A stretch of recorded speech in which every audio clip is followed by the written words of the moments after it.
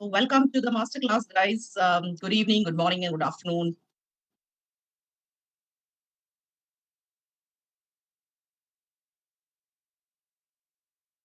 What we are going to do now is we are going to explore some more techniques. We have not completed all the techniques from the chapter, right? We explored some of those. As of now, how many different visual formats did we learn? Let's recap that. What are the different visual modeling diagrams that we learned about? Process flow diagrams. That's the first one that we learned. Then we learned about prototypes, mockups of wireframes, prototypes, second category. Then we learned use case diagrams. We learned data flow diagrams. Four different visual formats that we learned. Visual format in which your requirements can be modeled. That means requirements can not only be written in the textual format, they can be represented in the visual format also. So if your team is more well versed on they um, they understand better when requirements are visually represented, then you should use these modeling diagrams to show your requirements. So write less of text and put more of these diagrams. Let's explore some more techniques now. So keep your pen and paper ready because I'm going to tell you some keywords that you can remember these techniques by.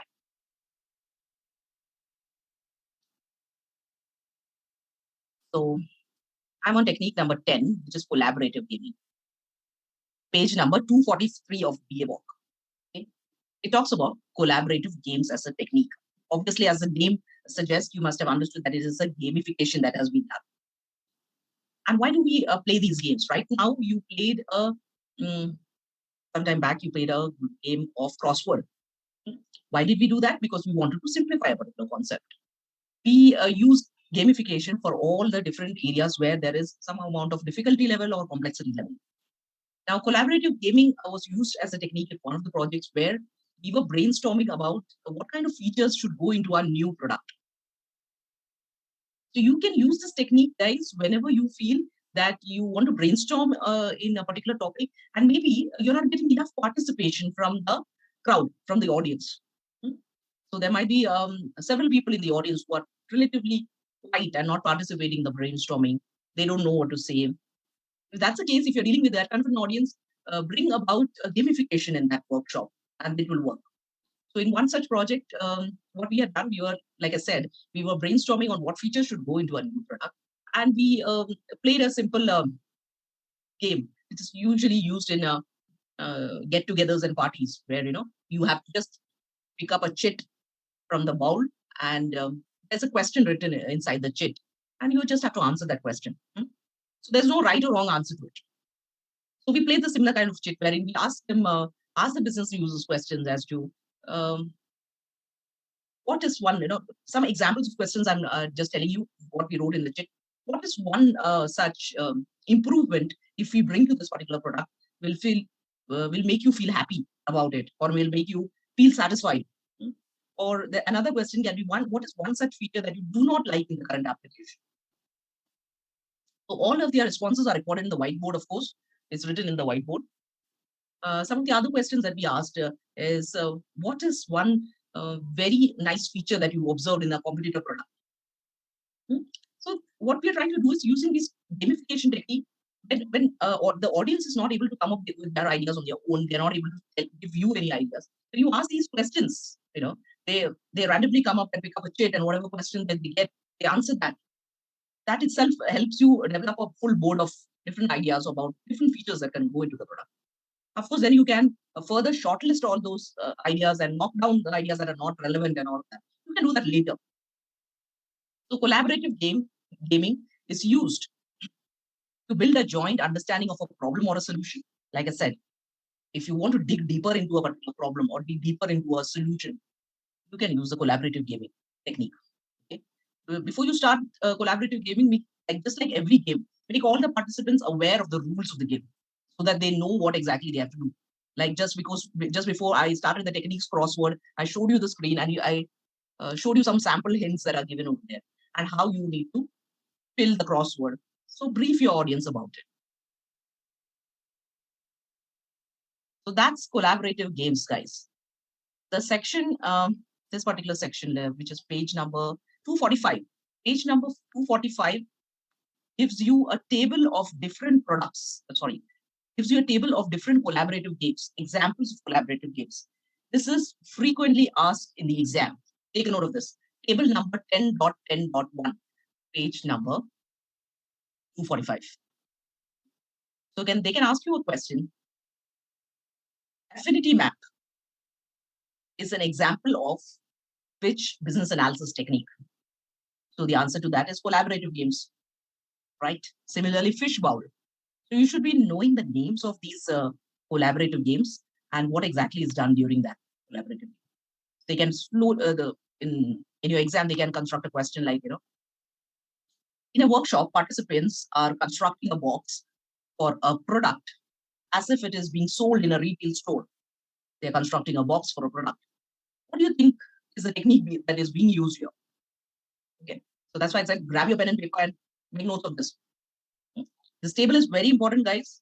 Understand the name of the game, the description, and the objective behind it.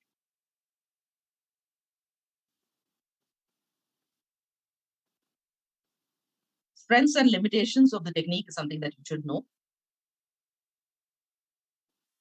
Then there is a technique called as concept modeling.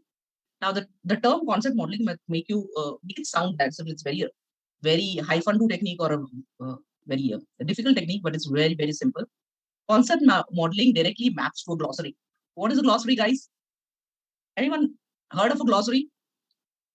Glossary is again one of the techniques here.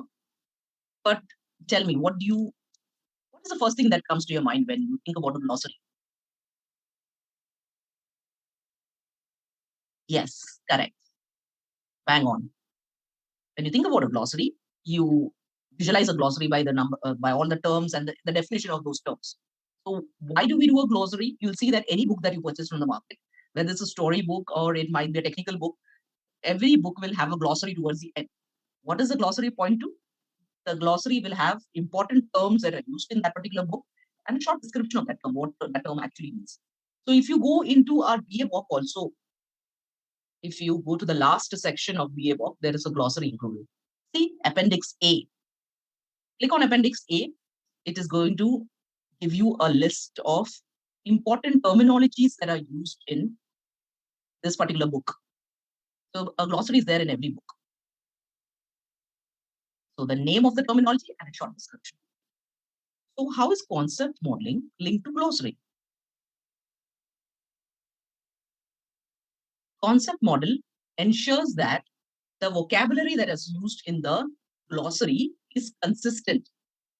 That means now we don't have to worry too much about concept model and all when we do a glossary. When I used to do a glossary for my FRB and other business business document, I used to not do anything like a concept model. Okay. So from the exam per se, just remember, concept model is used to arrange or organize the business vocabulary in a glossary. Okay. What it will ensure is that in every document, there are certain ground rules that has to be followed. Like if I'm sending a document to the business stakeholder, I will not use any technical terminologies in it. Technical terminologies, even simple terminologies like database. We prevent using these terminologies. Instead of database, I can call it data store. That becomes more of a business terminology. So if the document is going to the business, I will not include any technical diagrams in it. Diagrams like process flow can be included. The mock-ups can be included because the business can understand that. But technical diagrams like class diagrams, sequence diagrams, we should not include it. So all of those, a concept model takes care of that, takes care of the choice of term. If you see here, this sentence says that what is the correct choice of terminology to be used in your document is something that you will put in a concept model together. In a rough sheet, you will indicate that, these are the terminologies I will use. These are the domain level terminology that I will use. Sometimes we define it on the domain level also. Okay. So just remember it from the example per se. In actual practical use, we don't much get into concept model and also don't worry about it. Data dictionary, everyone remembers a data dictionary. First day when I showed you the FRD, did we see a data dictionary over there, guys? Let me see how many of you remember that. Let me quickly go and open the FRD in case you have forgotten what a data dictionary looks like. If you have completed the FRD, you will see towards the end of the FRD, I have included Appendix B data dictionary. What it includes the name of the field, the type of the field, whether it's a text box, radio button, the length, whether it's a mandatory field, non-mandatory field, or if there is any rule or validation attached to that field, I will include that over here, and the error message that gets triggered. Okay. And this data dictionary is completely customizable, guys. Depending on your project, you want to add more columns to it, you can go and do it. So data dictionary consists of a list of data elements that should be shown in the screen. It's as simple as it is. As simple as this. Okay, so that's the data dictionary. Then data flow diagrams, we have already seen Netflix data flow diagrams. Data mining. Now, data mining is used to identify useful patterns from the data. A very simple example of data mining, which I give my student, is the way data mining is handled by the Netflix application or Amazon website. You will see that in Netflix or Amazon Prime, whatever you're using, if you watch a particular type of movie today, let's say you watched a horror movie tonight, the next time you log into Netflix, it will show you these might be some of the movies that you are interested in, and you'll see all the horror movies lined up for you, right? How many of you have experienced that? If you have experienced that, type yes. It filters the data based on a particular choice that you had made the previous night, previous login. This time we logged in. So that is possible by the application because it does extensive data mining. There is large companies like Netflix, Amazon Prime. These are very large companies, right? So they have large amounts of data in the backend because so many customers are using it. It's not just me and you. So they conduct this data mining on a regular basis. In the backend, they have data mining tools which mine the data and identify patterns. And why these patterns are identified, guys? Tell me, why does Netflix prompt you to see a one particular movie the next day?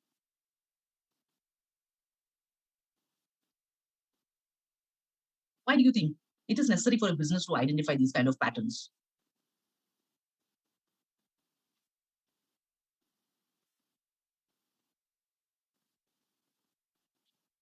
It helps in decision making. So through data mining, it has identified that you are a consumer who likes more of horror movies, and that's the reason it helps you in decision making by showing those kind of movies in the forefront. And in turn, what it's trying to do is trying to get more and more users to consume its data. They want viewership, right? It cannot work if a user just pays for his subscription and then he doesn't watch any movie. So let's these applications work out a way in which they try to understand a user's preference and try to showcase those kind of movies right in the front so that he doesn't have to search for those movies. It's shown to him right before him. So when a user is able to locate things much faster in an application, naturally he likes the application, likes to use it more frequently and watch movies more and more in that application. There are, of course, here you'll see there are other alternatives to Netflix and things like that. But you'll see there, most of those applications are having either a very crappy search. When you search for a movies, you can't actually find the movies of your choice, or they are not doing efficient data mining. So those kind of applications, you'll see most of the customers repel. They use it for some time, they don't find it intuitive, they don't find it that user friendly, and they go away from that application. To get maximum viewership and get more and more customers attracted to them, these are some of the techniques that are used by organizations, and data mining helps them do that. Now there is a technique. So when you see right from 10.12, you'll see all techniques starting with DD lined up. So after data mining, we have data modeling. Now you might be wondering, what is data modeling? Has anyone seen an entity relationship diagram, ER diagram? A couple of sessions ago, we learned about SQL, right? In the SQL, I showed you a small snippet of how the three tables are linked to each other, connected to each other. So entity relationship diagram or the database modeling diagrams are an example of data models. Okay. From a business analysis per se, don't worry about this. Again, something that a technical BA will be doing. You will see in Webwork, they have given you examples of some diagrams here. If you go to page number 259, you will see this diagram, which is showing an entity relationship diagram. Like I said, a database diagram. Entity one, entity one, two. What is it? These are names of the master tables in the backend. They are not named tables, but we can just visualize that. Let's say an e-commerce website will have master tables for product master, then customer master, then the order master table. So the entity one, entity two becomes the names of those tables, and just below the entity name, what you're seeing, unique identifier attribute. What are those? Those are different columns that we created in our table. If you remember SQL, I had shown you the syntax for create table, and I said inside the brackets indicate the name of the columns. Suppose you're creating a table customer, create table customer, then you mention the name of the columns, customer ID, customer name, customer address. All of those attributes is something that you will write here. Okay? So this is a visual representation of the database. Need not worry about this in the project. Your DBA will be handling it, or your technical lead will handle it. Database administrator will handle it.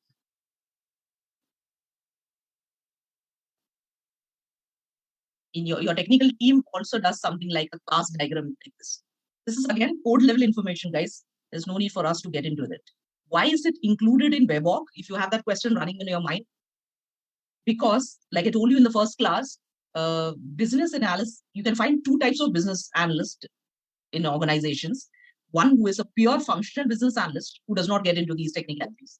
The other is a technical business analyst who comes from a technical background. So these might be guys who have migrated from a software developers or technical lead kind of a role. Okay. So because there exists a role of a technical BA also, that is the reason BA has included these diagrams also. Sorry, IIBA has included these diagrams also in BA. Okay. Now, like we discussed 4 different visual formats in which requirements can be shown, right? Now we are coming to some another format of visual representation. Technique 10.16, okay, page number 261 of BA. There are 2 techniques here which talks about decision. One is decision analysis, the other is decision modeling. Both are connected to each other. That's the reason I'm discussing together. What do you understand by a decision, guys?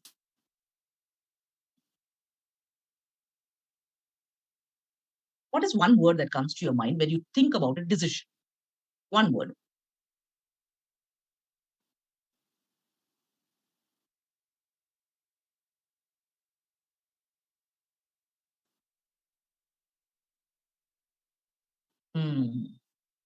Okay, yes or no? Whether I should go with it or should not go with it? Whether this will work or not work? These are all decisions.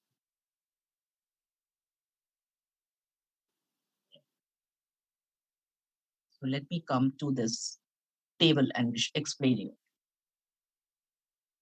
Now, decision analysis says that as a BA, you should be able to analyze the pros and cons of a decision and educate your customer about it. That means the consequences of a decision. Let's say, let's go to a real life scenario. Let's say your best friend has received 2 different job offers, and he's not able to take a decision. Which one should he go with? Which one should he consider? So he has an option either to take offer 1, offer 2, or stay with the current company, and he's not able to take a decision. So as a trusted friend and advisor, he seeks your suggestion. Now, as a good friend, you will first measure the pros and cons involved in that decision. What are the consequences? What does job 1 offer? Sorry, what does offer 1 state? What is offer 2 all about? And what if he stays back? He doesn't take any of the offers, but decides to stay back. What are the consequences for that? Based on that, you will give your final recommendation or suggestion. So that what you're helping with your friend is decision analysis. This is a very simple explanation of what decision analysis is all about. Okay? We do the same several times with our customer also when our customers are not able to reach upon a decision. Okay? And that's the reason you will see all these decision analysis approaches indicated here in VA-BOB, which they say the same step-by-step procedure which I explained in terms of the real life scenario. The same has been written over here. First, define the problem statement. What exactly is the problem in hand?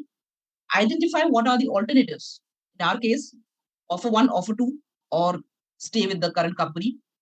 Identify the alternatives. Then evaluate the pros and cons. Choose an alternate that is best to implement. Choose the best case scenario. And then go ahead and implement the choice. Okay? Go ahead with the choose an alternative. So this is, in a nutshell, what decision analysis is all about. You will see a table over here. I'm in page number 263 of VA-BOB. You'll see a table over here, simple decision metrics. This table can be used in your business requirement document, function requirement document. Also in your user stories, you can attach this particular table. What you need to do is, if your application includes several business rules that has to be checked, you can indicate the business rules where the criteria is given. If the first criteria matches, then this is the alternate way that we have to, the alternate one has to be considered. If the second criteria matches, then we will consider alternate number two, and so on. This is a simple tabular format in which you can depict any decision. Let's a simple scenario: A is greater than B, then do this. Okay. If B is greater than C, then do the following. You can represent it in a tabular format in this way. That's what decision analysis is all about. So these two techniques, guys, decision analysis and decision modeling, are connected to each other. Take a look at the decision modeling over here. Again, they've given a decision table, after which a decision tree is there. Very important, guys. Pay attention. Will be extremely useful even in your projects. What they have done in the decision table, let's say you are working with a loan processing application. So the first rule that they have put in is loan amount. If loan amount is lesser than or loan amount is greater than or equal to 1,000, then do the following. Just give me a moment.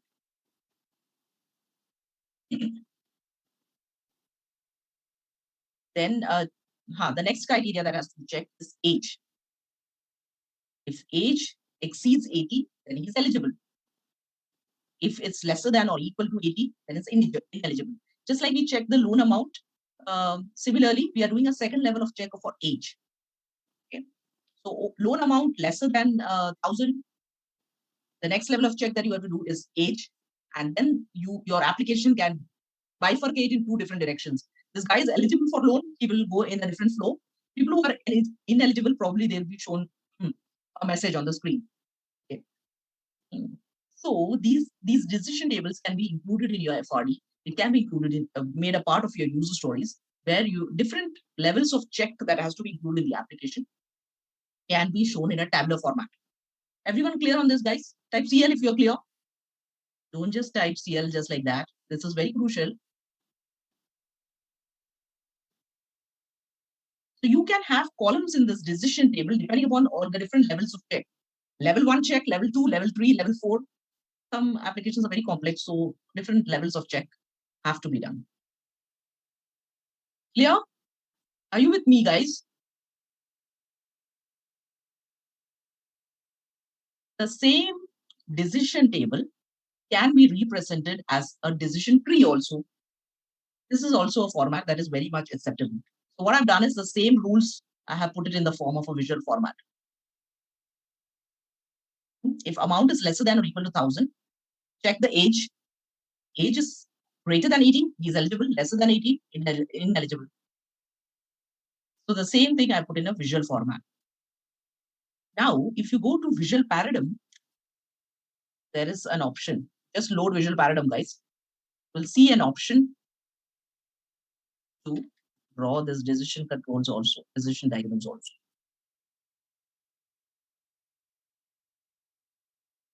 Let me show you that.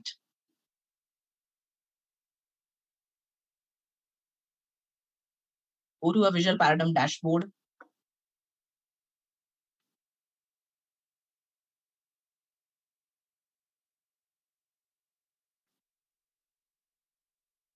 And here in the search box, you can type in decision. Just as you type in decision, you'll get these two options. You can click on create decision tree.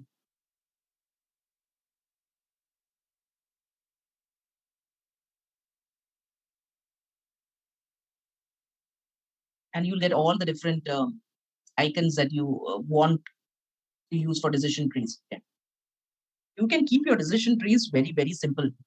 You will see different formats of decision trees followed in different industries. Decision trees are not confined to business analysis, guys.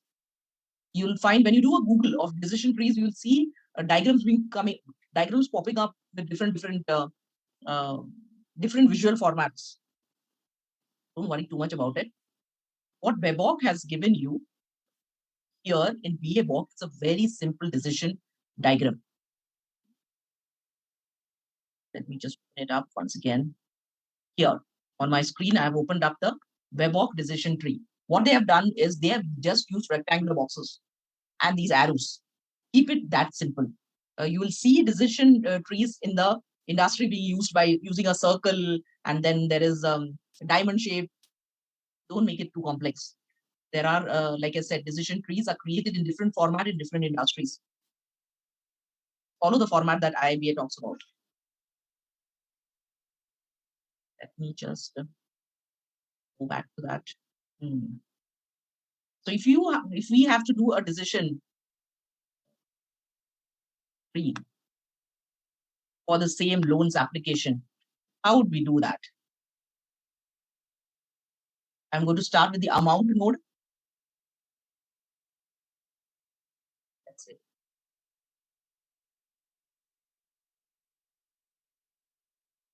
Let's call it the loan amount. Do it with me, guys.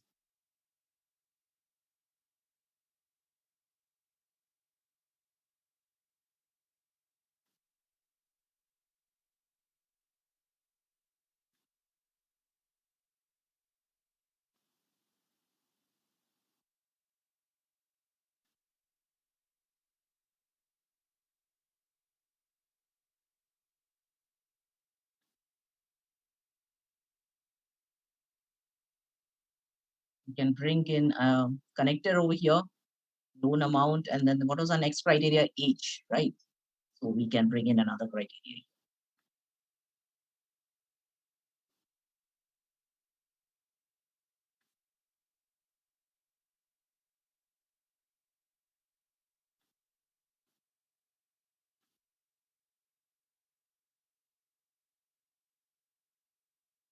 So I can call it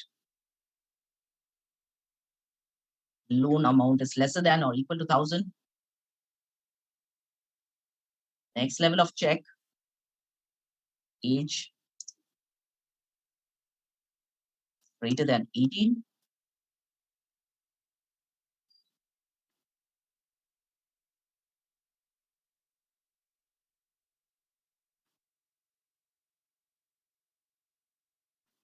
Also, there are simple connectors here. If you don't want to work with this connector, there is a simple connector over here also.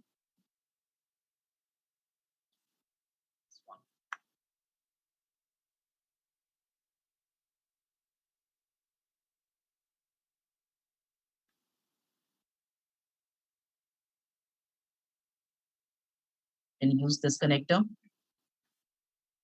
Different options I'm showing you, different connectors you can use it.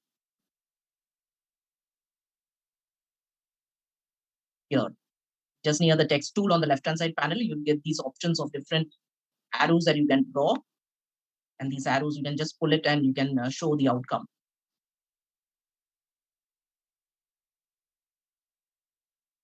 For the boxes, what is the decision made?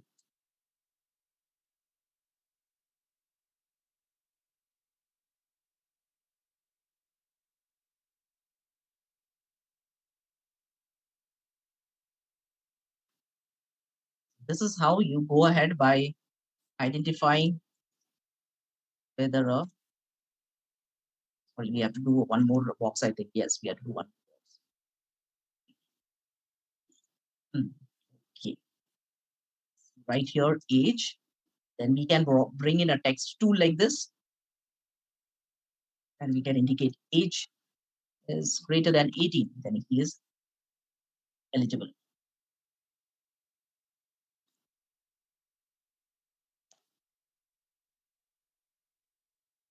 And copy the same text tool here and place it.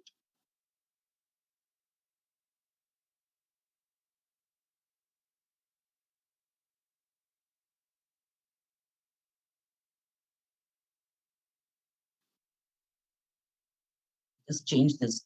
Age is lesser than 18. Then he's ineligible. So I've just drawn one node of the decision model, guys. But this is how you do a simple, very simple decision model. You don't have to think much to do this. In certain projects, we didn't even have the time to do it in using a proper tool. So what did we do in that case? We did it in a rough sheet, paper-based decision model, which we got it approved from our customer and passed it on to the technical team. When we had more time to complete our modeling diagrams, that's when we used Visual Paradigm to complete it. Decision model, guys, everyone is clear on this? I want you to complete this diagram exactly by looking at the diagram that is there in BABOK. Okay. Page number 267 of BABOK has a decision tree. Complete this diagram in Visual Paradigm and upload it in the exam simulator. You just have to draw a few nodes.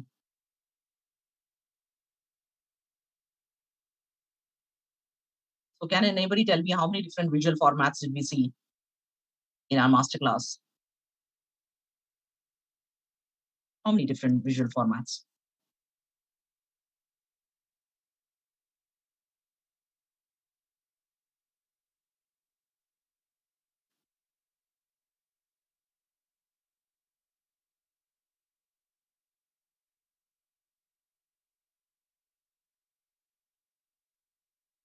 Great. Yes. That's really nice.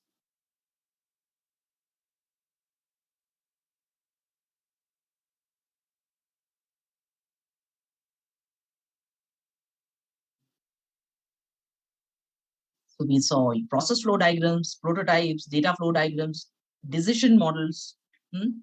We also saw prototypes. I mentioned prototypes, I believe.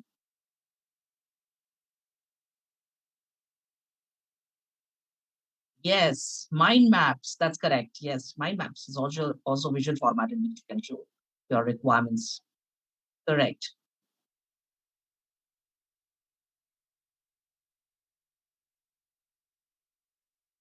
Just a few more techniques, guys. I'm not going to bore you much because this is a lengthy chapter. So this becomes a little periodical, this chapters. 10.19. Now, 10.18 talks about document analysis, which obviously we have spoken about. When you're reading a particular document, what you're doing is document analysis. 10.19 is estimation. Now, you might be wondering why estimation is included here, because I mentioned in all my workshops that estimation has to be purely handled by a project manager. So I still stand firm with that estimation has to be handled by project manager. But why is estimation included in BABOK? Estimation is used by senior business analysts as a technique that is used to forecast the cost and effort involved.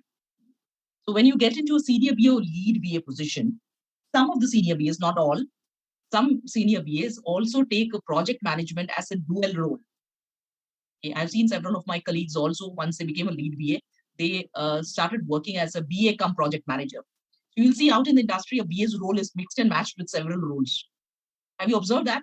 Several job description mix BA's role with a QA. Nowadays, all companies want us to be superheroes, doing multiple, executing multiple roles, doing multiple things and still receiving the same salary.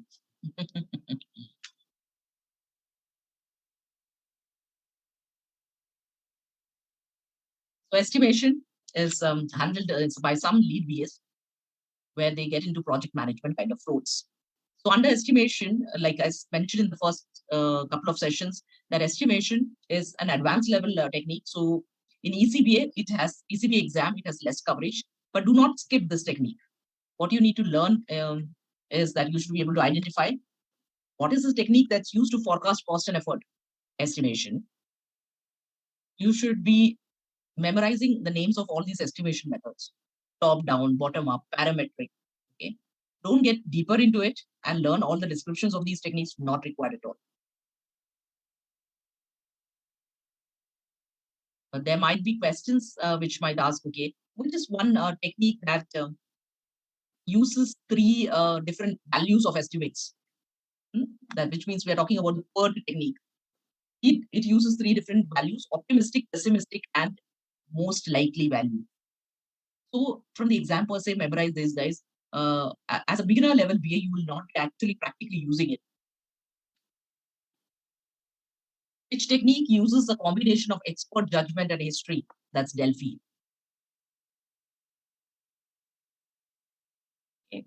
So just go through this one line kind of one-liners inside this technique, estimation technique. Go through the one-liners that are there. 10.20 talks about financial analysis. And what is financial analysis? What is the first thing that comes to your mind when you think about financial analysis? Forget about in the BA world. What is financial analysis according to you?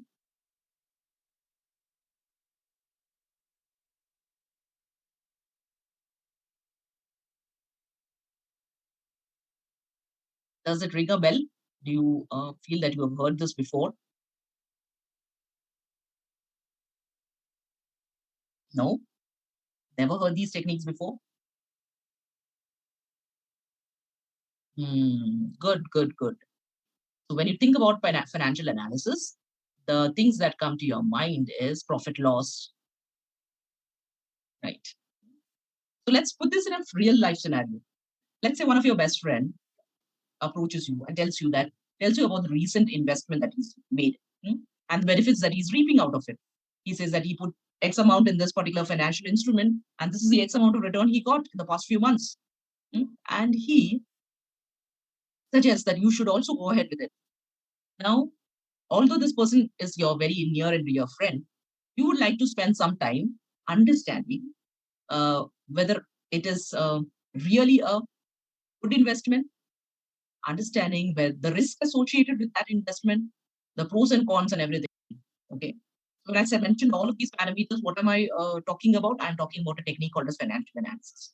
That means you will be, in the next few days, you will be involved in financial analysis. Understanding the financial aspects of an investment is financial analysis. How much money you put in and what you're going to get in return, what is the risk factor involved, what are the other benefits associated with the investment, and so on and so forth. So that is in a real life scenario. We come back to our project scenario.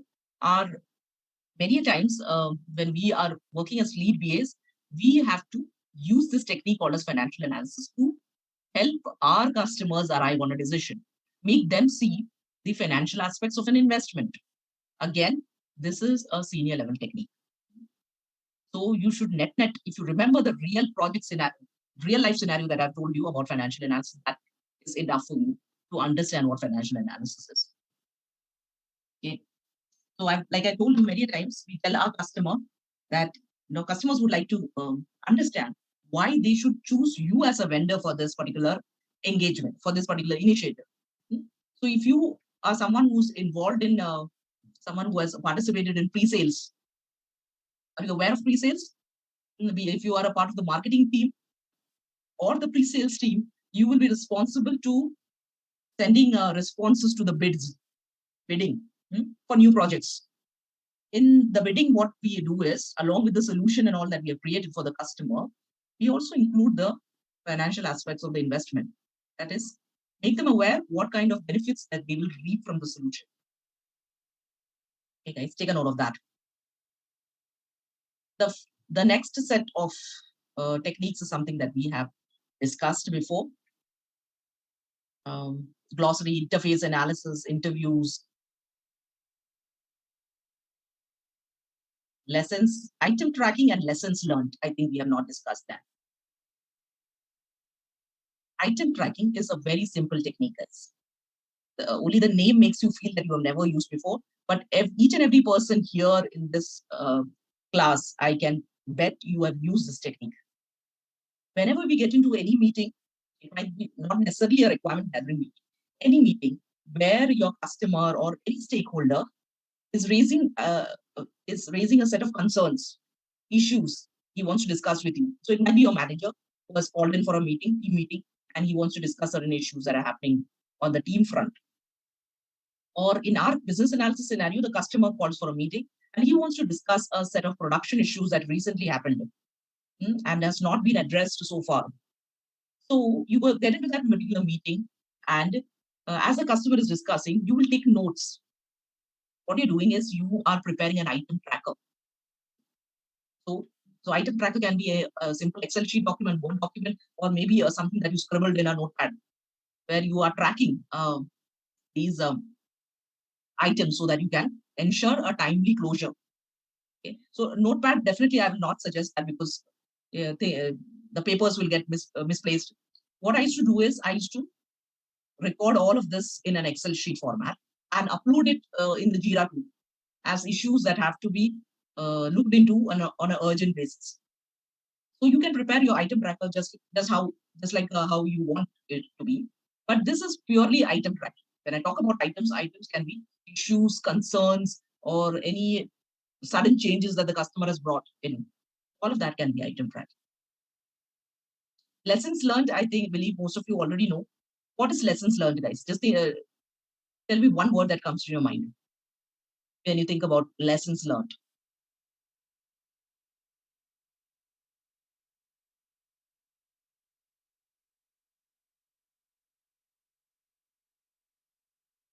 Lessons learned. What is lessons learned?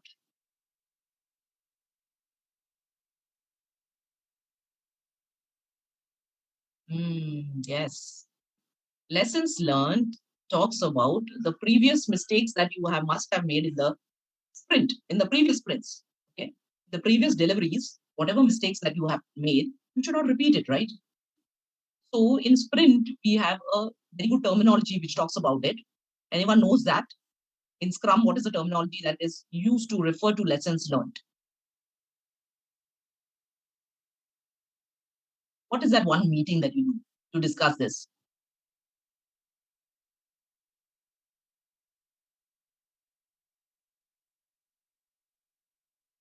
Yes, it is the retro. Correct. Retrospective meeting. Retrospective meeting. What we discuss is what are the things that we did correctly in the previous sprint? What are the mistakes that we made? And what are our action steps to improve those mistakes so that we don't repeat it? So that is a retro. Retro is a classic example of the lessons learned technique. The rest of the following techniques, I believe we have already discussed. There is a risk analysis and management technique, which talks about, so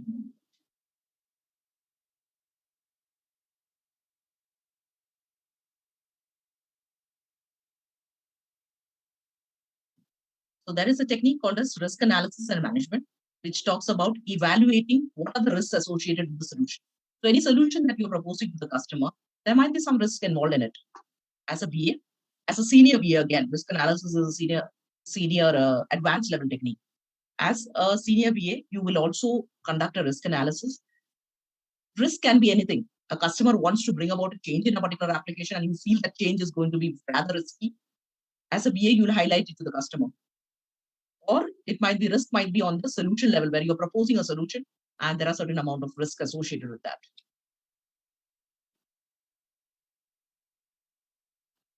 So advanced level techniques, keep it at a very surface level, guys. Don't dig deeper into it. Otherwise, you get lost as to how do we do it and things like that. Don't allow those kind of worries to come into your head. If you spend an entire lifetime as a BA, also you'll not be able to use all 50 business analysis techniques. So I've spent 22 years in business analysis. but still I'm not able to use all the 50 techniques. I've been coaching people on these techniques, but you don't get an opportunity to work on all of these techniques. So don't break your head on that. Root cause analysis we spoke about. Then what did we leave out? I think scope modeling. Scope modeling is important.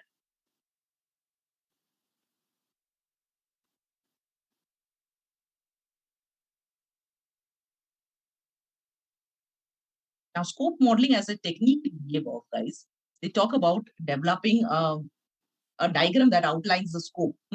What I suggest for my students to do is do a very simple scoping for your project. Every project should have a clearly defined scope. What is scope, guys? What is that one word that comes to your mind when you think about scope? Someone tell me. Anyone who can tell me? Which I always often keep talking about. Yes, that's correct. So keep it very clear in your head also. This is very important, even from the interview per se, and for even generally when you're working in projects. Scope is equal to boundary. When generally you ask this question, what is the scope? You keep thinking, what exactly is the scope? Scope is equal to boundary. That means whatever is within the scope are the items that you will work on. What is out of scope is something that is outside the boundary, and you and your team will not work on it. Okay? So generally in projects, we create a document called a scope document. Now, again, this practice is not followed in all projects, but it's better to have a scope document. And sometimes to save time, what we do is we merge this scope with FRD. So if you remember in your FRD, I made you write a section in scope, out of scope. You remember that? There was a section in scope and out of scope. That's exactly scope modeling. When you mention that in scope, out of scope, what you're doing is scope modeling. So in the in scope section, you write all the different modules your team is going to deliver. Out of scope, you're going to include things that either your client is going to handle or some other vendor is going to handle. Many times it happens, right? Your customer says that migration of all the existing data into the new system will be handled by our team because the data is too sensitive. We wouldn't like to hand it over to someone else. So we will take care of the migration. Your responsibility is to just develop the new application. So you can explicitly mention in out of scope data migration of the existing data is out of scope. This will be handled by XYZ team, and how it will be handled and things like that. And mention that. That is scope modeling.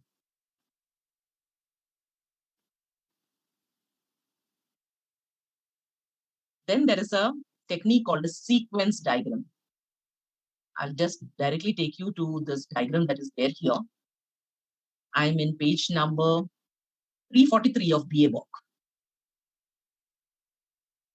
So in this diagram, what they are showing is a simple sequence diagram, which is done by a technical team. Again, if you're a technical BA, you will do it. Otherwise, we can't do this. Because what this diagram is showing is, this diagram is showing code level functionality. Object 1, Object 2, Object 3, that is there. These are the objects that your software developers have created within the code. And the sequence diagram is showing the sequence of the calling between the objects. Okay? And we'll never be able to understand that. Don't worry about it. So what is a response that is sent? What is the trigger? What is the response that is sent back? Message that is exchanged between through two objects. All of that comes in a sequence diagram. Okay. From the exam per se, just learn it at a very surface level, understanding what a sequence diagram is all about and what are the different elements of it. Okay. You will not be using it in projects. Stakeholder list maps and personas, we did that. And then there is a use cases we saw, survey and questionnaire, we discussed that. And vendor assessment. There is a technique called as vendor assessment.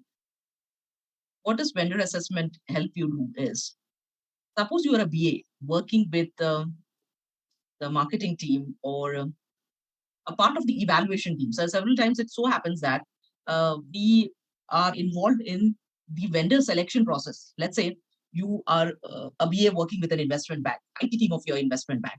and the bank decides to outsource a major portion of their application development, and they're trying to find a suitable vendor.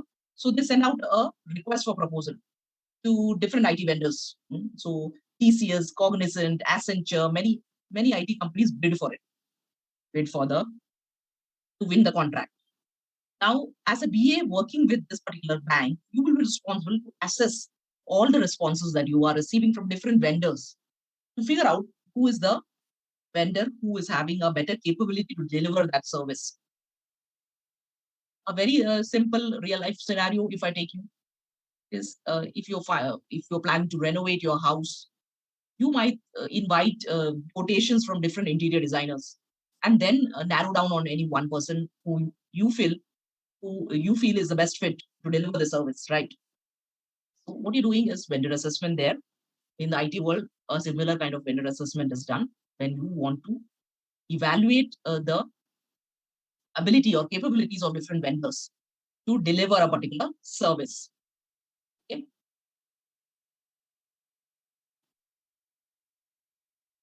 Everyone clear on these techniques, guys? Before we move ahead, WebOC is over now. WebOC is over. So yeah, it's a big achievement to finish a WebOC, right? I know that because it's so exhaustive. 514 pages. The last chapter of perspectives is definitely not there from the exam per se. What I'll do is next few minutes I will spend in briefing you a little more about the exam. So let me first tell you how you can claim PDUs for the exam. Pay attention, guys, everyone, how you can fill in the application form. So once our training is over, what you need to do. So since we are the last session of our training, we show you how you can claim the PDUs. So log into the Business Analysis Hub, guys. Everything that you need is there. Inside Business Analysis Hub, just click on Career Growth Funnel. Okay, Career Growth Funnel. Now let me share my screen. So I'm in the Career Growth Funnel, and inside that there is a section called as ECB exam, right?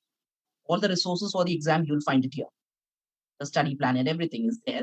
There is also one video I've uploaded, how to add PDUs in your ECBA exam application. That is how to apply for the ECB exam.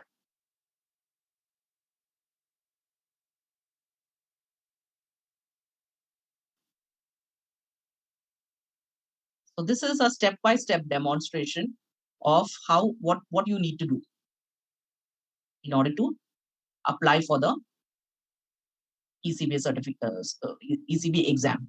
Okay. So I'm not going to play this video right now, but I want each one of you to watch the video. It will show you step 1, step 2, what you need to do. Okay.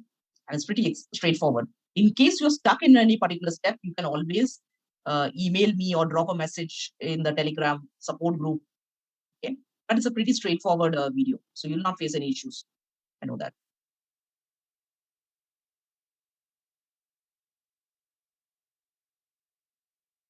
So that's one video that you have to see.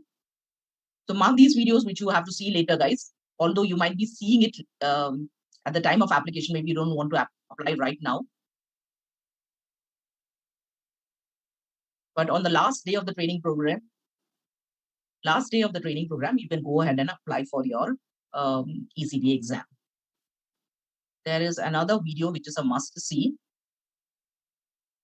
Once you have watched the PDU video and applied for the ECBA exam, the next thing that you need to do is watch this video before you book your exam with IIBM, before you schedule your exam with IIBM.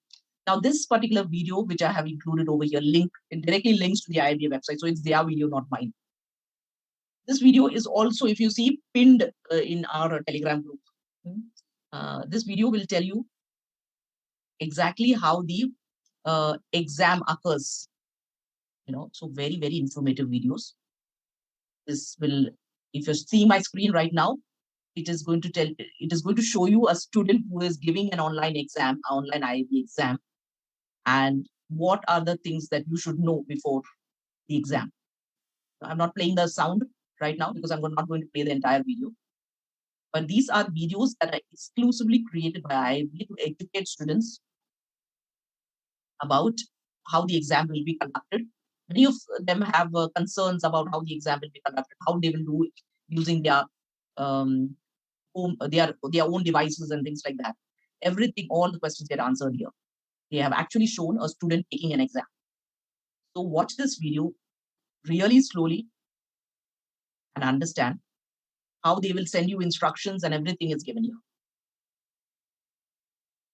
Okay, guys, so these are very informative videos. Although in all my classes, I show these full-length videos and educate the students as to what they should be doing and what they should not be doing.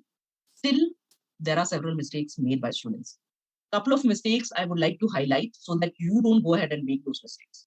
Whenever you create a profile on the IIB website, that is, you create an account on the IIB website, ensure that you have entered correct details about yourself, your name, your first name, your last name, your email address. Very, very important. Although I keep on telling students, but students keep on making mistakes in this. There were particular instances when a student had entered first name but did not enter last name. First name, last name, both are mandatory. The information that you enter in the IIBA profile page should match with your identification. Whatever is the identification proof you're going to show on the examination day to the moderator, not to me, to the moderator, that the name in that identification proof should match with what you have entered in the IIBA database. Otherwise, they will not allow you in the exam. If you have any doubts about some information mismatch and things like that, drop an email at support@iiba.org. After 24 hours, they will respond back to it. They have a 24 hours SLA to respond back to it. Okay, within 24 hours, they'll reply. But on the exam day, if you write to IIBA about certain issues that you're facing, you will not get an immediate response back. Okay. They have, like I said, they have an SLA. Within 24 hours, they respond back to all tickets. So one is profile information should be correct. The other thing is if you have forgotten your password, ensure that you reset the password at least 1 day ahead. Again, don't do last minute reset of password. One of the students had faced a difficulty with the reset of password. So when you create an account, keep all your account information secure. Note down the password somewhere and keep so that you do not forget it. But in case you forget it, reset it 1 day ahead, not 5 minutes before the exam. Okay, guys. If you still have some questions around the ECBA exam after going through these videos, we are always going to meet in our ECBA study group call. Okay, I'll be always there for the Monday calls, which is our study group calls. So don't worry about it. Any questions you have, you can come to that call and we can discuss. Let me just go to the exam simulator. Just log into the exam simulator, guys. If you're not there already, I would like to show you something. So all your requirement artifacts that you have created for the masterclass, I believe each one of you, some of you have told me that you are yet to upload, but majority of you have uploaded it here, right? Upload project documents. So the next 1 week, I'm going to review this and I'll send you my review feedback in the individual Telegram groups that have been created. Okay? The support groups that have been created, you will receive this feedback from me. So those of you who have not completed all the documents, please upload the documents that we created today. We saw today in terms of the use case diagram as well as the decision diagram. Also upload that over here. I will see all of it. And the student who has created the best documentation, they will get a special achievement certificate from you. Completion of all documents plus the quality of requirements written in the document. That is very crucial for me. So finish upload of that. And today being the last session, I would like to release your certificates also so that you can, so that the PDUs are issued and you can apply for your exam also. So I don't want to keep that on hold. Give me a moment, set it up.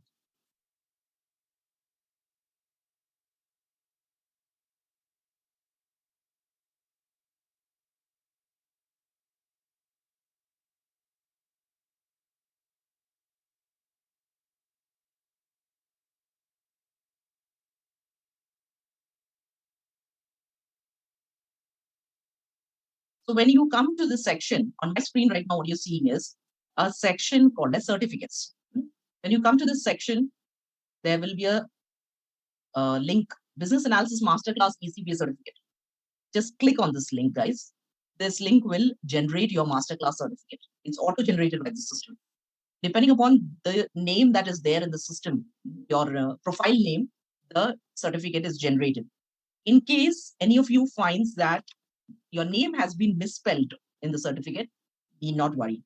What you need to do is just click on this right-hand side icon where your name is displayed. Just click on it. It will give you an option profile. Click on the profile. Here, it will give you a link, edit profile. Edit profile will allow you to change your name. So in case your name has been misspelled, go to the screen, enter the correct spelling, and click on update profile. Once you click on update profile, you can come to the main page. Just give me a moment. Main page of the masterclass, the dashboard. Come back to the certificates section and just click on this link once again. This time it will regenerate the certificate with the new name that you have added in the system. Okay. So in case of any of your names have been misspelled in the system, if you feel the spelling is incorrect or the last name has not been indicated, go and edit your own profile, and the new certificate will be generated with the name that you add over there. Okay, guys, clear? Now, if the certificate, if your name is this happened with one of my students, her name was very, very long. Her last name was very, very long. So then the last name, there was a formatting issue. It was one above the other. If that kind of alignment issue occurs, then reach out to our team in the info ID. Drop an email with the certificate in the info ID. We have to then correct in the backend. Okay. My team will correct it in the backend and mail your certificate to, in case the alignment issue of the name is there. Otherwise, all names are aligned on the center and properly fixed. Okay. Spelling issues can be fixed by each one of you. Don't worry on that. You don't need to reach out to us for that.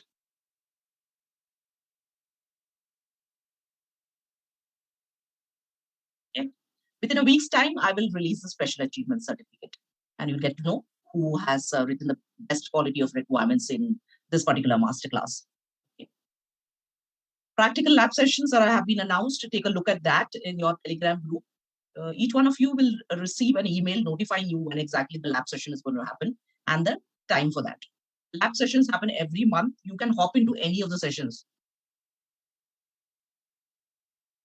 Okay. I think, yes, two more announcements. You will receive a feedback email from my team, asking you about questions about the program and what did you like about the program and many other things. So just a 5-minute survey where you can drop your feedback, what you liked about the masterclass and what are your key takeaways. Just fill in that feedback. Very crucial, guys, for us to accumulate all that feedback and send it to IIBA, because as we are training partners with IIBA, all of this feedback is actually to see that our masterclass is aligned with the IIBA standards. Okay, just spend 5 minutes on that masterclass. It's not a very big survey form, so don't worry about that. Also, towards the end, I would like to end this session saying that there are one-to-one sessions, that are one-to-one mentoring sessions organized for my students who need mentoring and get deployed on projects. Okay, so if you are in need of a mentoring session when you're deployed on the project because you're very confused, or maybe you are in a very complex project, I have been giving mentoring, one-on-one mentoring counseling sessions to students. So drop us an email in the info ID again, or the Telegram support group is there, whatever you prefer. Drop us an email and someone from my team will reach out to you, indicating the next steps for ongoing mentoring that you require. All details will be provided to you.